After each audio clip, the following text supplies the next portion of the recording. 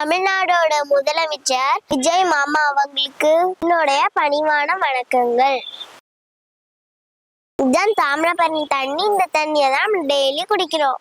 இந்த தண்ணி இப்படி இருக்க காரணம் நாம தான். எதுக்குன்னு நான் யோசிக்கிறீங்க?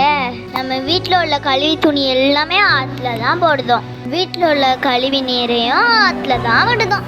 வீட்டில் உள்ள குப்பையும் ஆற்றுல தான் போடுதோம். செருப்பு, வாட்டர் பாட்டிலு, பூஜை பண்ணி எல்லாமே இங்கே தான் போடுதீங்க.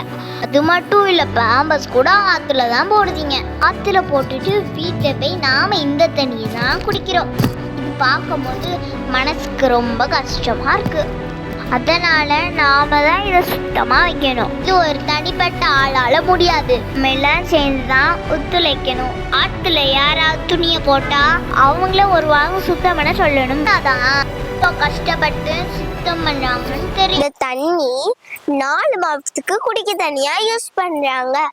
சமையலுக்கும் இதான் யூஸ் பண்றாங்க. விவசாயத்துக்கும் பயன்படுத்துதாங்க. தமிழ்நாட்டிலே வச்சாத ஜீவன் நதினா நம்ம தாமிரபரணியார் தான். தாமிரபரணிய உங்களோட வருங்கால அடுத்த தலைமுறை பிள்ளைங்க பயன்படுத்த நம்ம பாதுகாப்பா வைக்கணும். இதை பாதுகாக்க மாவட்ட நிர்வாகம் பல முயற்சி எடுக்கிறாங்க. இருந்தாலும் அழிவின் விளிம்பில் இருக்கும் நம் தாமிரபரணியை தமிழ்நாடு முதலமைச்சர் விஜய் மாமா அவர்கள் தனி கவனம் செலுத்தி உடனடியாக மீட்டெடுக்க வேண்டும் என்று பணியுடன் கேட்டுக்கொள்கிறேன்.